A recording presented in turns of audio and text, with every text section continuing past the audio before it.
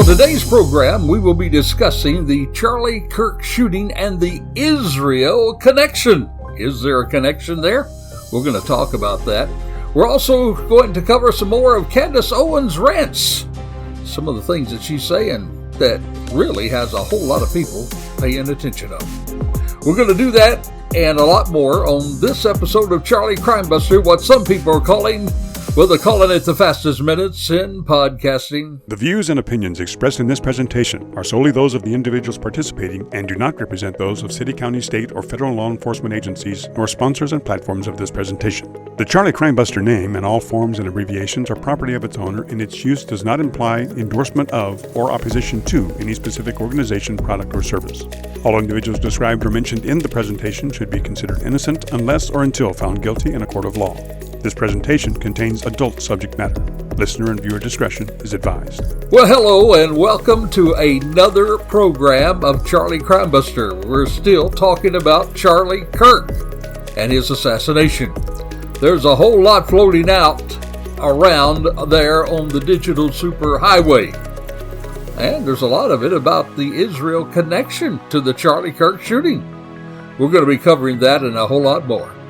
First, though, let me take a moment to welcome you to today's program. Glad to have you aboard the Charlie Crime train today. As your conductor, Charlie Crimebuster, let me ask you to help me make this ride a good one. And one of the ways you can help me is by hitting that like button and subscribe button. Go ahead, do that. Take that moment. It'll help us get the program out to more people. Also, it'll help you to be informed the next time we drop an episode. So if you're a first-time listener or a seasoned listener, we want you to know that we appreciate you joining us for today's episode. Please don't forget to take a moment to check out our sponsor, PeacemakerNetwork.com. If you'd like to reach me, just reach out with a shout-out at charliecrimebuster@gmail.com. That's charliecrimebuster@gmail.com. And if you want to know about other episodes, going over to charliecrimebuster.com, you'll find a bunch of episodes there. The following podcast is brought to you by PeacemakerNetwork.com. PeacemakerNetwork.com. Audio is provided by Pixabay.com. That's Pixabay.com. All right, housekeeping's over. Let's get right into the focus of today's program. Now, as I mentioned last week, the shooting of Charlie Kirk, well, it appeared at first to be an open and shut case. But now that has taken multiple directions, well, in just about an unsurpassed way. Not since the conspiracies of JFK have there been so many theories developing almost at the speed of light.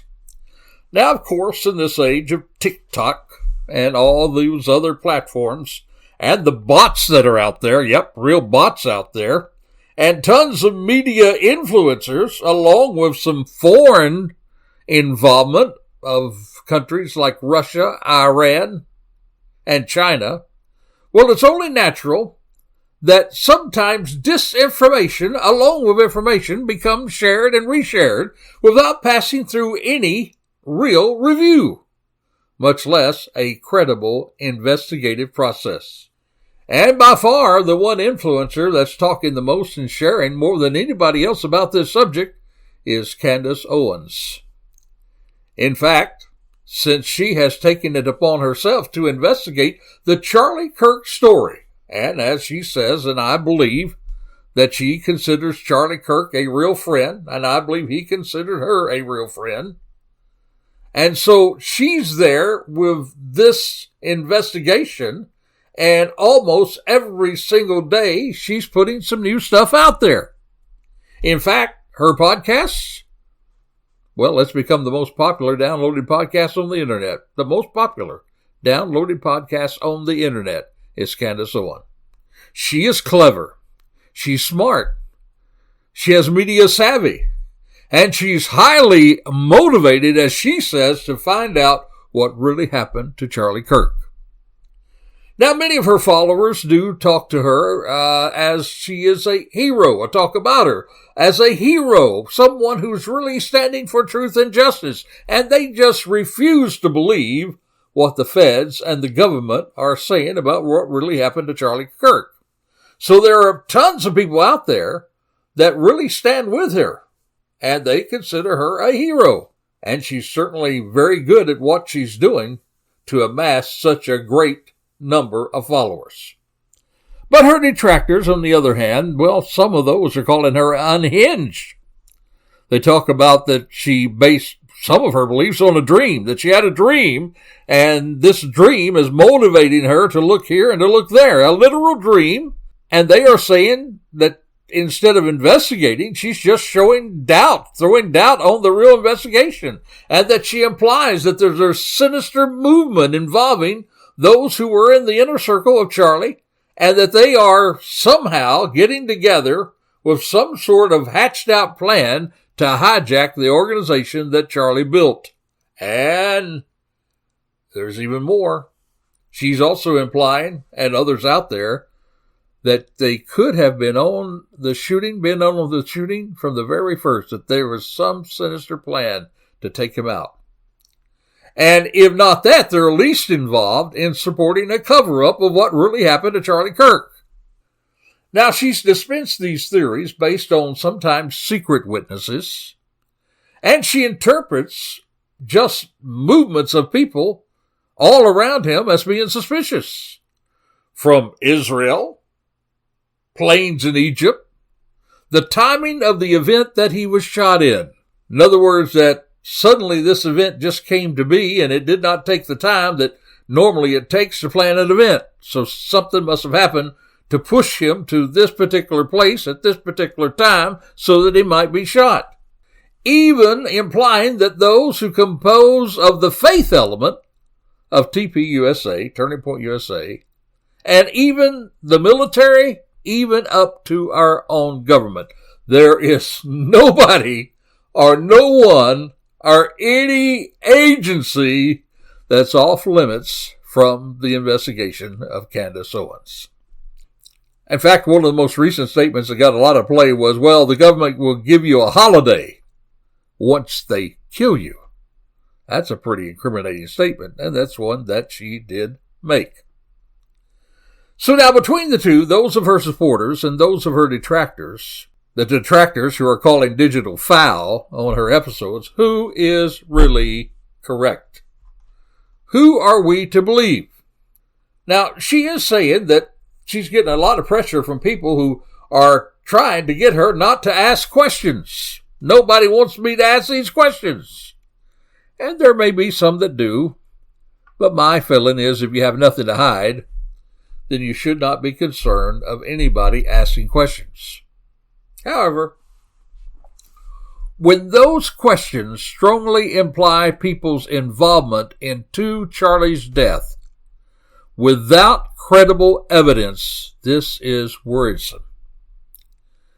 Now, when I worked as an investigator in law enforcement, I was always careful about the way I handled investigations. I realized that as an investigator, you have a lot of power. And when you investigate someone, if it is not handled correctly, it can literally ruin somebody's life, even though they may be innocent. And even though you yourself might find them innocent on up into your investigation. So you have to be careful about what you say and how you display publicly such investigations. This is one of the reasons why the government's not saying a whole lot. They have to protect the integrity of an investigation. And to some people, they say, well, they're hiding something, when really that's not the way investigations work. Have there been investigations in the past where the government may not have been forthwith as they should? Of course. But that does not mean that every investigation is that way. Majority of the law enforcement officers that I know about, those who are on the ground, those who are doing the grunt work, those who are really investigating, most of those are very, very good people who have great intentions and do very credible work. Always a few rotten apples. You see, that's why we have in the legal system what we call rules of investigation.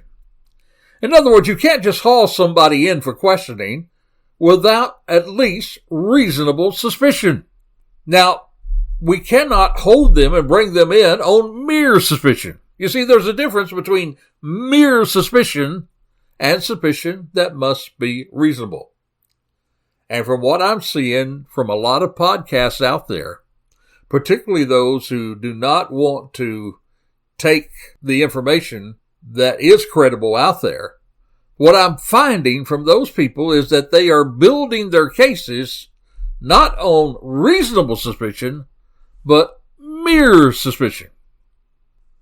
An example of that is the timing of the event that I mentioned earlier, that this one particular podcaster, one very popular podcaster, says that the timing of the event, there's something fishy about that. There's something not right about that, because this particular person, Candace Owens, had been involved in Turning Point USA rallies, and she said it takes much more time to set up a rally. This one was just set up on the fly. There was no ambulance there, and she's right about that. If you want to, I can certainly agree with her that the security was very much lacking in this event that Charlie Kirk was in. In fact, if you go back to some of our very first podcasts, you will see that I certainly agreed with Candace Owens that the security was not what it should have been. Had they had more time to set it up, would the security have been better? I would hope so.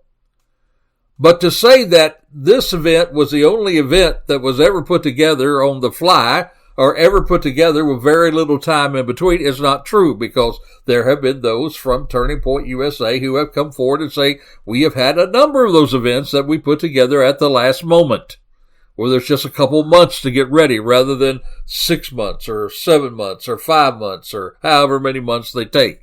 It is true that security was lax. I mean, why in the world? And you hear this in one of our first podcasts when we talk about Charlie Kirk should not have died. There was some really severe security breaches in how that was handled.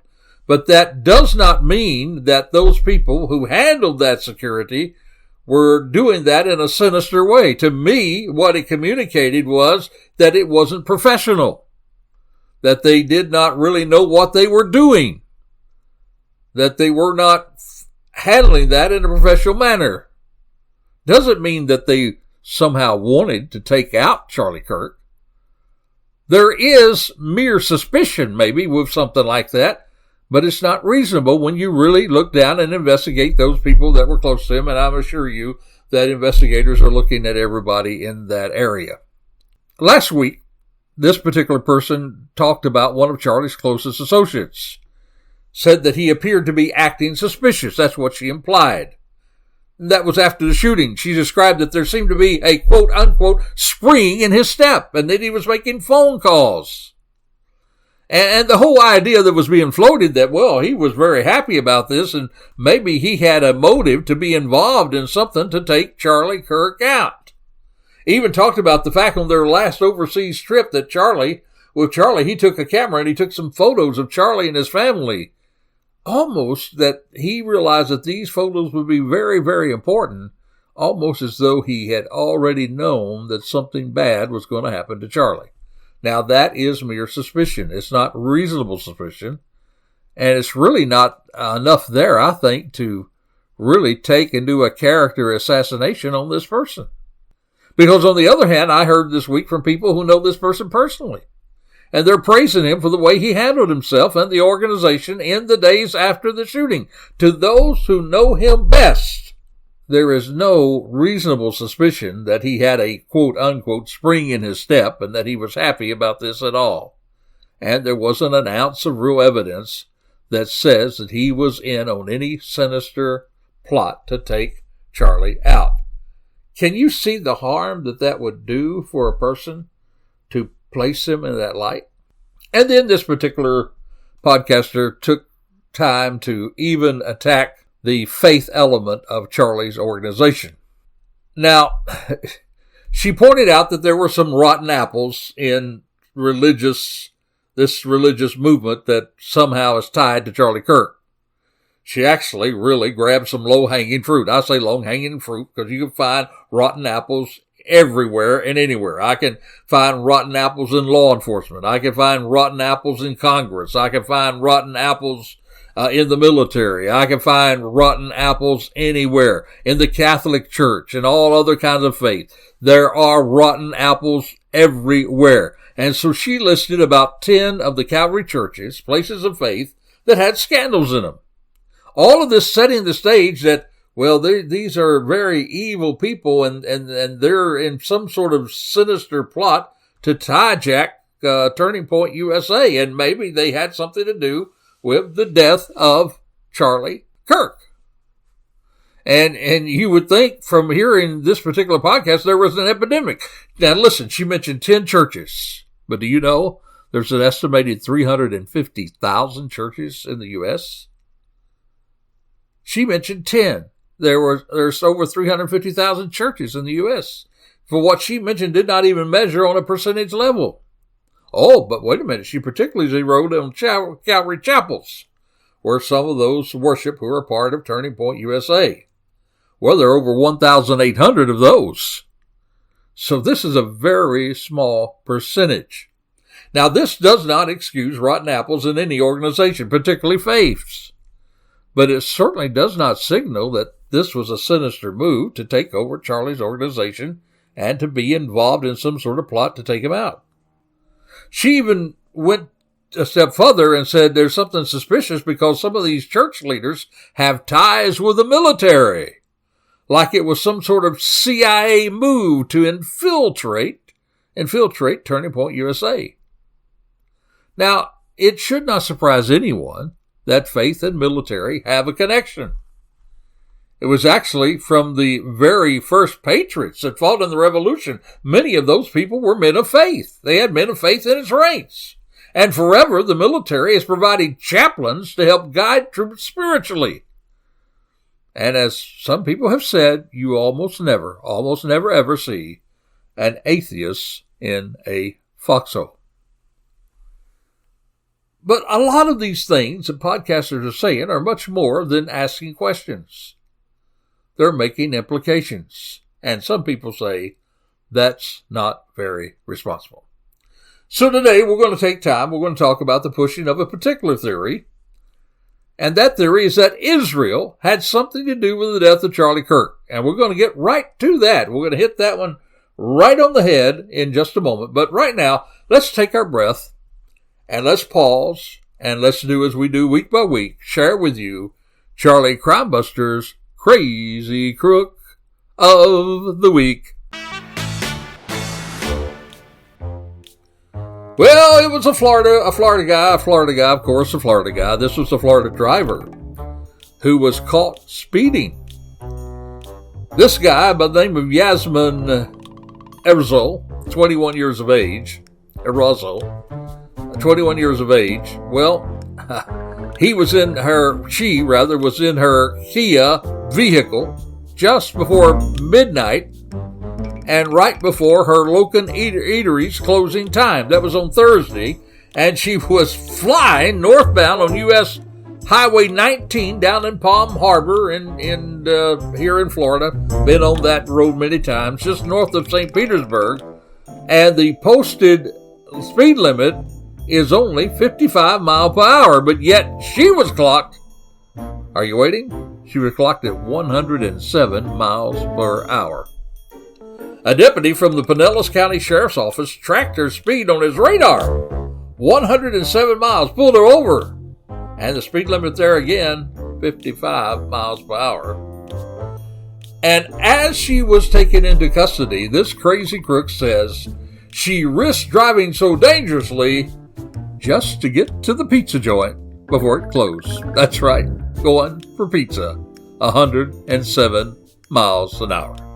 Well, of course, she was placed under arrest for dangerous excessive speeding without incident. That's what the affidavit said. And this crazy crook female was charged with a misdemeanor and booked into the Pinellas County Jail.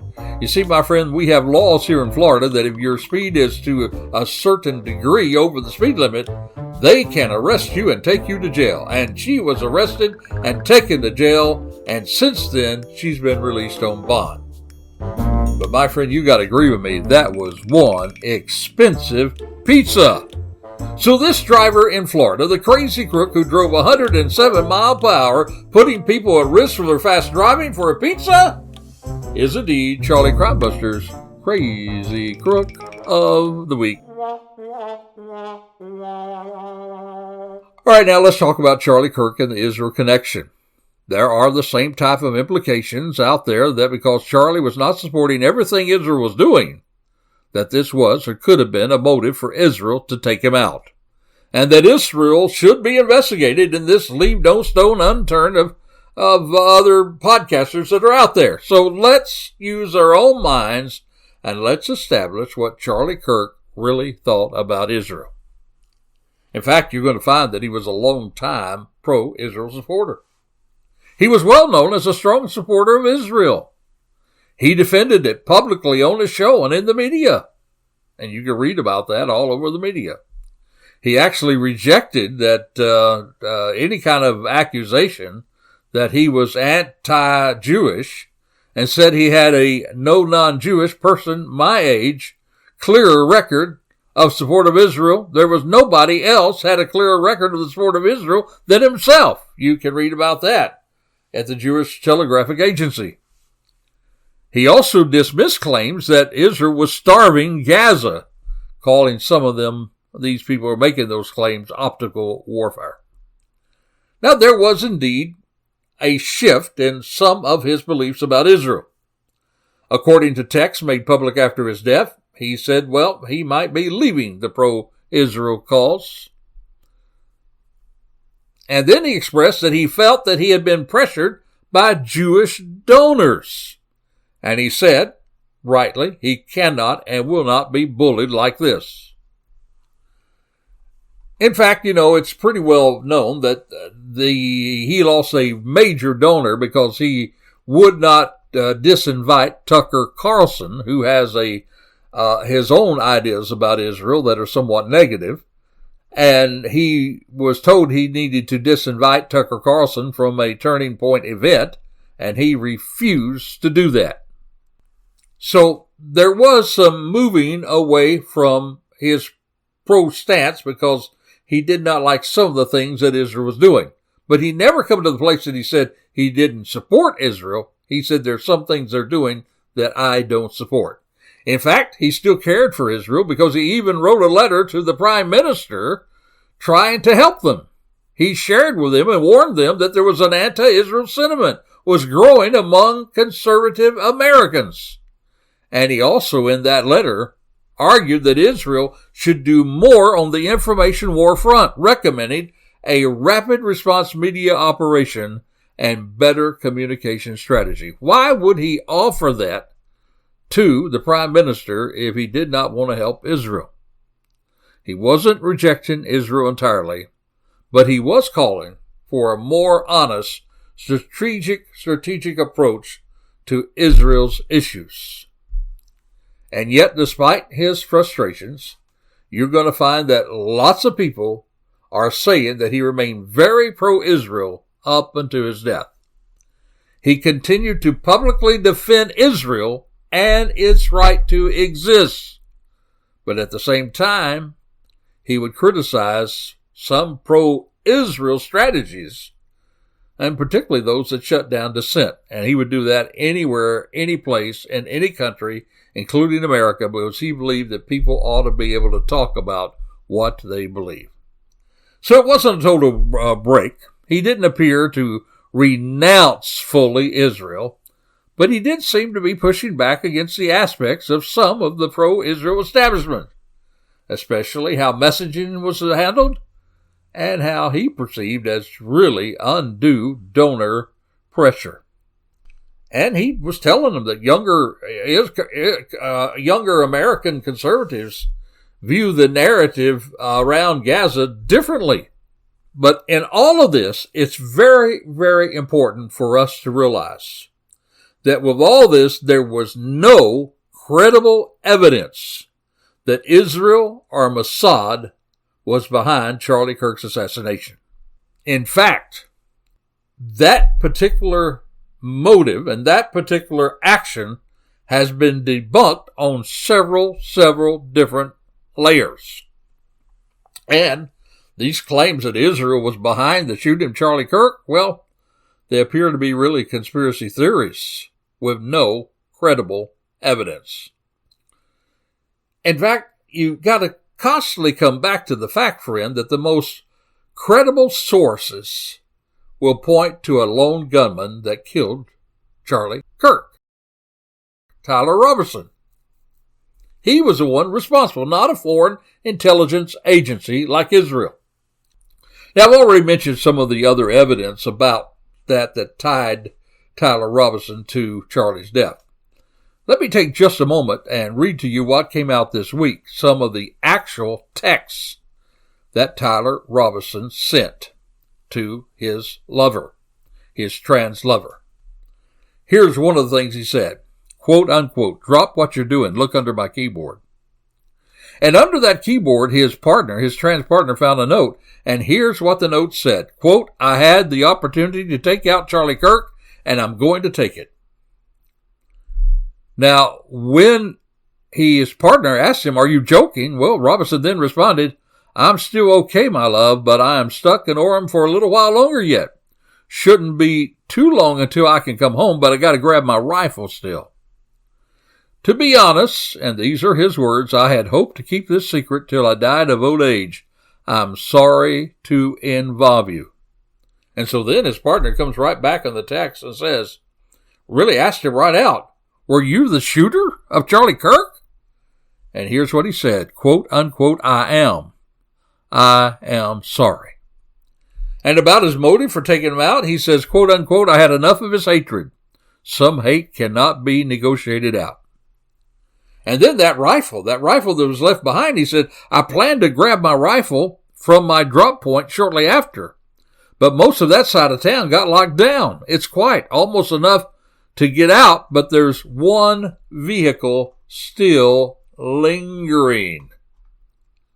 Then he says again, "I'm going to attempt to retrieve it again," talking about the rifle. "Hopefully they moved on. I haven't seen anything about them finding it, that rifle." Then he said, quote, "I can get close to it, but there's a squad car parked right by. I think they already swept that spot, but I don't want to chance it." And then again, about that evidence, he said, "I hope to keep this secret till I died of old age." And if you recall, even his grandfather was concerned about that rifle because it looked like the one he gave Tyler. And here's what Tyler says about his grandfather's rifle. He said, quote, "I'm worried what my old man would do if I didn't bring back Grandpa's rifle. How the F will I explain losing it to my old man?" There, my friend, is some very incriminating words. Along with that, the evidence of his DNA on the rifle, the screwdriver that was left on top of the roof, again, that had his DNA. All of this points to one lone shooter. And there is no credible evidence linking any of these other theories that's floating around on the internet to the shooting of Charlie Kirk. Now, they sound very, very, very appealing to those who love conspiracies. It sounds very appealing to those who don't trust the government. It sounds very appealing to those who want to continue to have controversy and gather clicks and followers. But here at Charlie Crimebuster, we have one rule, and we stick to the evidence. And the evidence all points to a lone shooter. Well, there you have this part of it. We'll continue to follow it. It's almost every week something else comes up about this case, and some of it's quite ridiculous, and some of it, though, people have questions. And again, it's okay to have questions. Just make them responsible questions. And I don't think it's right and ethically right to just throw mere suspicion on people and mention their names in a way that disparages them and causes others to think things that are not necessarily true. Ask the questions, investigate all you like, but be careful, and keep integrity in your investigation. Well, till this time next time, this is Charlie Crimebuster, reminding you, be safe, be alert for the life you save. It may be your very own. You have been listening to Charlie Crimebuster. We would like to thank our sponsor, the Peacemaker Network, and also encourage you to support the first responders, military, and law enforcement personnel by contributing to the Peacemaker Network. That's peacemakernetwork.com. All music and sound effects are courtesy of Pixabay.com. That's Pixabay.com. You can also support us by subscribing to our YouTube channel, tag @CharlieCrimebuster, and then click the subscribe button. By doing so, you'll be notified each time we drop one of our shows. Another more convenient way for you to listen to our podcasts, or for you to say to your smart speaker, play Charlie Crimebuster. If you have comments or suggestions, we would love to hear from you, so please send them to charliecrimebuster@gmail.com. That's charliecrimebuster@gmail.com. Or you can call or text us at 407-917-2211. That's 407-917-2211. Thank you for listening, and we hope that you will join us again for another exciting crime episode with Charlie Crimebuster.